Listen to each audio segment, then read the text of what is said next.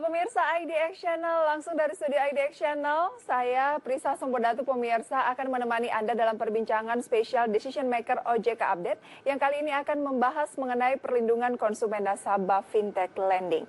Live streaming kami pemirsa bisa Anda saksikan di idxchannel.com.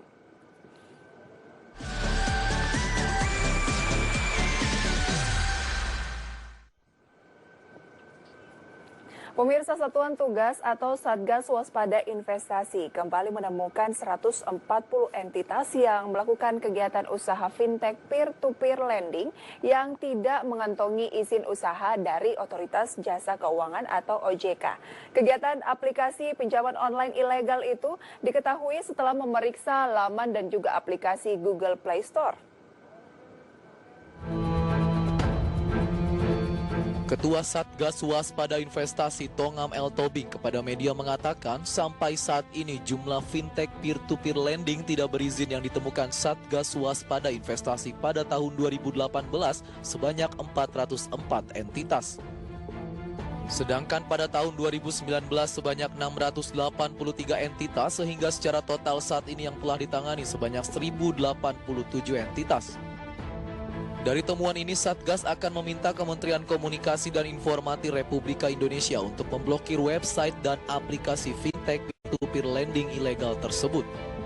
Selain itu, untuk memutus akses keuangan dari fintech peer-to-peer lending ilegal, Satgas sudah meminta kepada perbankan untuk menolak pembukaan rekening tanpa rekomendasi OJK dan melakukan konfirmasi kepada OJK untuk rekening existing yang diduga digunakan untuk kegiatan fintech peer-to-peer lending ilegal.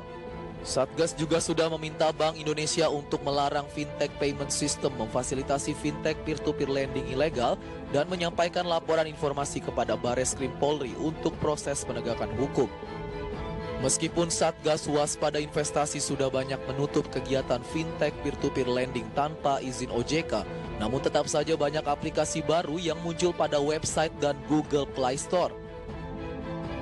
Masyarakat diminta untuk tidak mengakses atau menggunakan aplikasi fintech peer-to-peer lending yang tidak berizin. Apabila ingin meminjam secara online, maka masyarakat harus melihat daftar aplikasi fintech peer-to-peer lending yang telah terdaftar di OJK pada website www.ojk.go.id.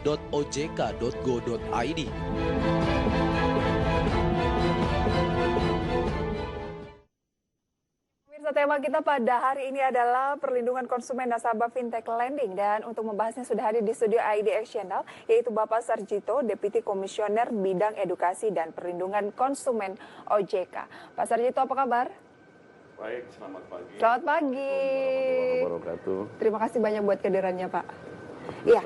Ini kan berbicara mengenai peminjaman online aplikasi gitu ya, peer-to-peer lending. Memang sedang menjamur di Indonesia, banyak sekali Pak ya? Banyak sekali. Yang terdaftar baru sekitar? Yang terdaftar sangat sedikit dibandingkan sama yang tidak terdaftar. Nanti yang terdaftar sekitar berapa Pak? Baru 100-an. Baru 100-an, sementara yang tidak terdaftar ada ribuan? Ada sebentar lagi OJK akan rilis. Ada 1.230. Wow, 1.200? Yang ilegal, yang sudah kita tutup. Oke. Ya. Nah, tantangannya selama ini dalam memberantas yang ilegal seperti apa sih Pak? Karena kan banyak sekali dan kabarnya nih misalnya ditutup hari ini, besok bisa muncul lagi. Nah, betul. Itu seperti apa dengan nama yang berbeda mungkin? Betul. Ini persoalan di P2P lending yang ilegal ini adalah karena tidak terdaftar di OJK, tidak berizin di OJK. Dan mereka platform, dan itu open source. Jadi begitu OJK Satgas ya, kalau yang ilegal itu menutup pada hari ini, besok lagi muncul kemudian. Nah makanya sebenarnya isu yang terpenting untuk P2P lending yang ilegal ini adalah edukasi kepada masyarakat. Oke.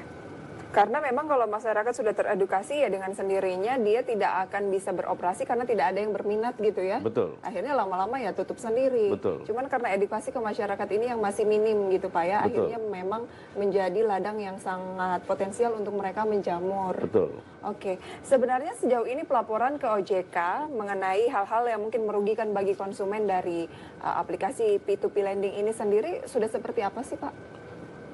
Sangat banyak. Dan di antara para pengadu itu juga banyak juga yang namanya konsumen yang termasuk nakal juga. Konsumen yang nakal? Nakal. Oke.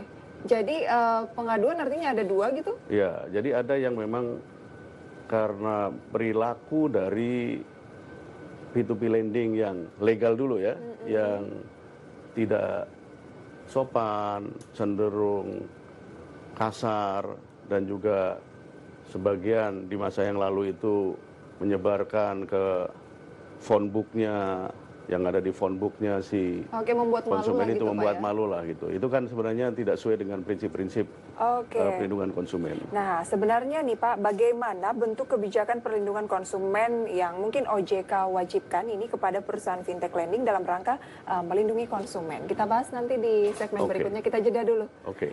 Pemirsa, pastikan Anda masih menyaksikan Decision Maker OJK Update. Kami segera kembali.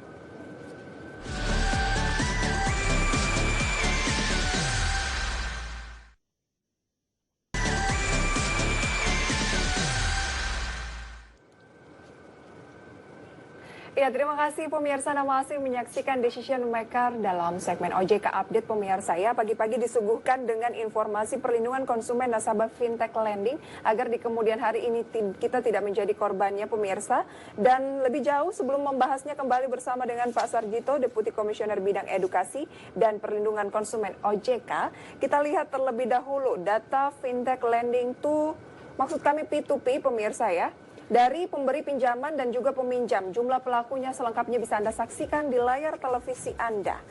Ini untuk tahun 2018, pemirsa, untuk pemberi pinjaman sekitar 207.000, sementara yang meminjam itu mencapai 4.359.448, dan Maret 2019 terus mengalami peningkatan yang bisa dikatakan cukup signifikan sampai dengan Mei 2019 mencapai untuk peminjam 8.750.425, sementara yang memberikan pinjaman juga tumbuh mencapai 480.262, sekitar 100% pertumbuhannya dibandingkan dengan 2018. Kemudian pemirsa, kita lihat dari segi data fintech ilegal. Ini yang ditutup OJK 2018, pemirsa, mencapai 404 entitas fintech ilegal. Kemudian 2019, per Juli 2019 ini ya, mencapai 638 entitas. Sementara untuk aduan fintech ilegal ke LBH Jakarta itu mencapai 1.330 aduan 2018 dan meningkat signifikan, pemirsa, di 2019 per Juni menjadi 4.500 aduan. Selanjutnya, pemirsa, kita lihat untuk ancaman dari fintech ilegal. Yang pertama, ada bunga yang lebih tinggi daripada lembaga keuangan lainnya dengan iming-iming proses lebih mudah.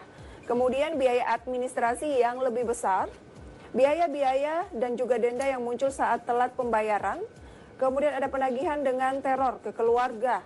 Ini yang banyak terjadi ya. Kemudian penagihan dengan ancaman fisik, penagihan dengan ancaman penyebaran data dan foto pribadi, dan penyebaran data pribadi untuk hal di luar proses pinjam-meminjam. Selanjutnya, pemirsa, Anda juga perlu mengetahui pemahaman sebelum melakukan investasi. Anda memastikan pihak yang menawarkan investasi tersebut memiliki perizinan dari OJK yang berwenang sesuai kegiatan usaha yang dijalankan. Kemudian, memastikan pihak yang menawarkan produk investasi memiliki izin dalam menawarkan produk investasi atau tercatat sebagai mitra pemasar, dan memastikan jika terdapat pencantuman logo instansi atau lembaga pemerintah dalam media penawarannya telah dilakukan sesuai dengan ketentuan peraturan perundang-undangan.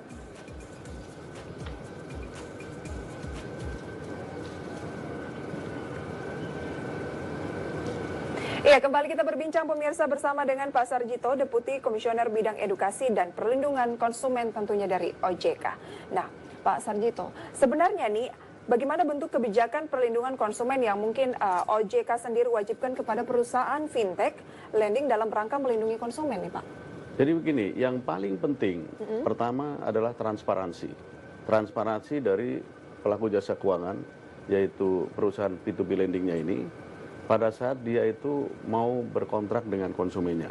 Itu semuanya harus dibuka. Dan kebanyakan tidak transparan? Kebanyakan cenderung kurang transparan. Dalam hal apa biasanya mereka tidak transparan, Pak? Mereka tidak transparan, bahkan ketika konsumen, ini hasil dari mystery shopping dari tim saya, mereka cenderung tidak harus konsumen disuruh ngeklik sesuatu yang sebenarnya dia mau ke Sendiri? pokok perkaranya Oh, oke. belum sampai. Sehingga ini terutama yang di fintech ilegal. Oleh karena itu transparansi cenderung kurang. Oke, Kemudian jadi kadang kita kerahasiaan mengklik data. sesuatu yang kita sendiri nggak paham gitu Iya, ya? ngeklik nggak paham sebelum masuk ke hal yang terpenting sebenarnya. Sehingga dengan demikian hak dan kewajiban konsumen itu tidak diketahui dengan baik oleh konsumen.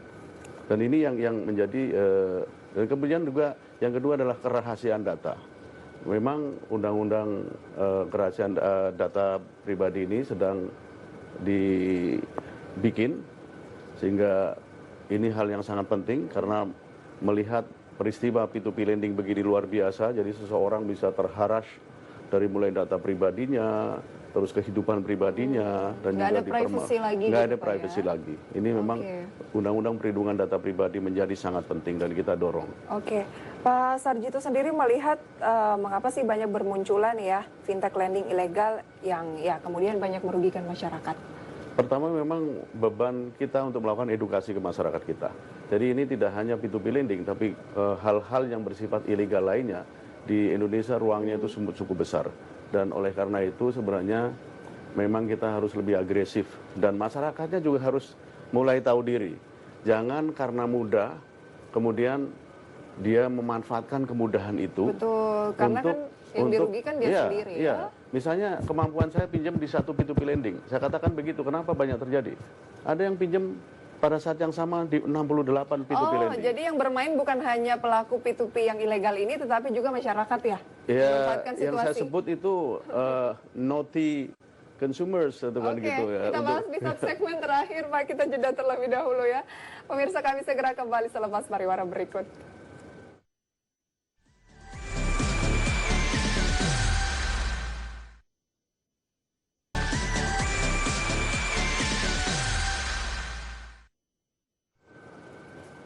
Terima kasih pemirsa, Anda masih menyaksikan Decision Maker OJK Update. Sejauh ini pemirsa, siapa sih yang belum mengenal aplikasi ataupun sejumlah hal terkait dengan peminjaman melalui online P2P lending? Nah, Anda perlu tahu lebih jauh lagi hal-hal yang mungkin harus Anda waspadai karena ternyata banyak hal ini yang dapat merugikan Anda selaku konsumen. Nah, untuk membahasnya kembali, saya akan berbincang bersama dengan Pak Sarjito, beliau Deputi Komisioner Bidang Edukasi dan Perlindungan Konsumen OJK.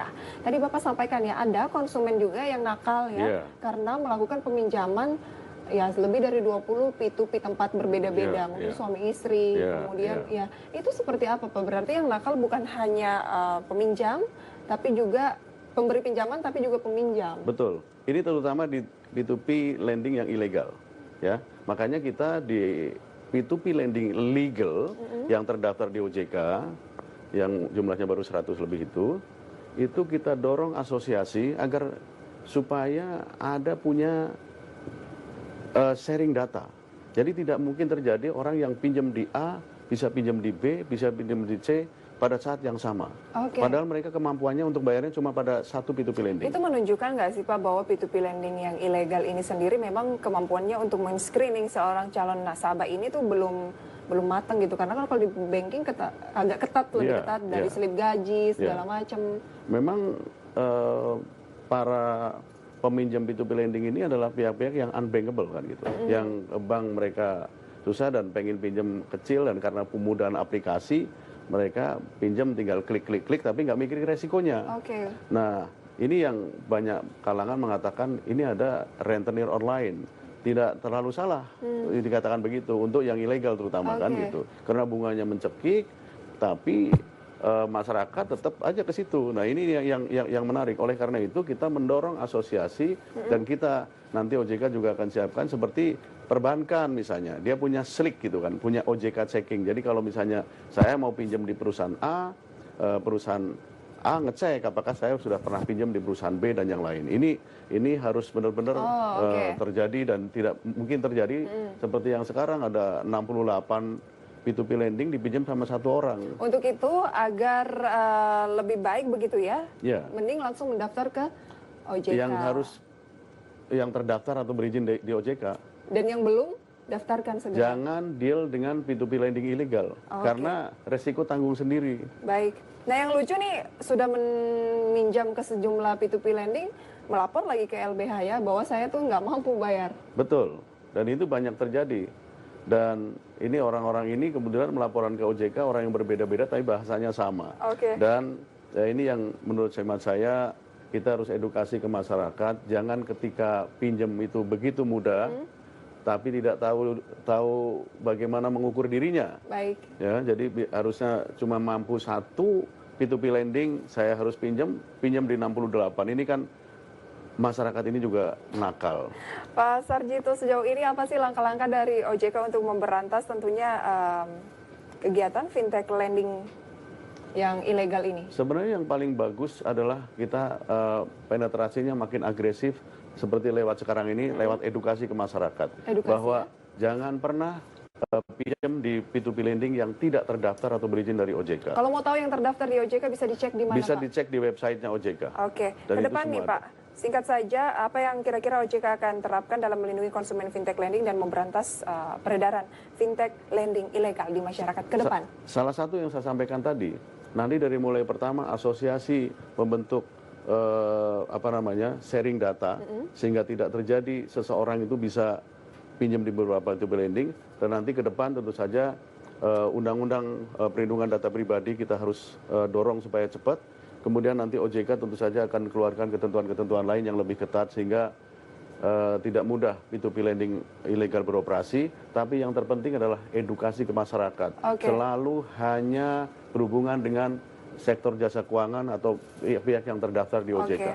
Jadi bukan hanya perlindungan terhadap konsumen, tapi perlindungan juga terhadap usaha dari P2P lending ini agar Oke. lebih sehat gitu ya Betul, Pak ya sistemnya. betul. Terima kasih banyak Pak Sarjito atas Sama-sama. informasinya. Semoga ini bermanfaat untuk pemirsa yang ada Ya. di rumah dalam memulai harinya pagi ini. Sukses Ya. untuk Pak Sarjito dan OJK. Sampai berjumpa lagi dengan tema menarik lainnya ya Pak. Terima Ya. kasih Prisa, terima kasih para pendengar. Assalamualaikum. Sama-sama Pak. Ya pemirsa, demikian informasi mengenai perlindungan konsumen nasabah fintech lending. Semoga bermanfaat untuk Anda. Saya Prisa Samudatu pamit undur diri. Selamat pagi dan sampai berjumpa kembali.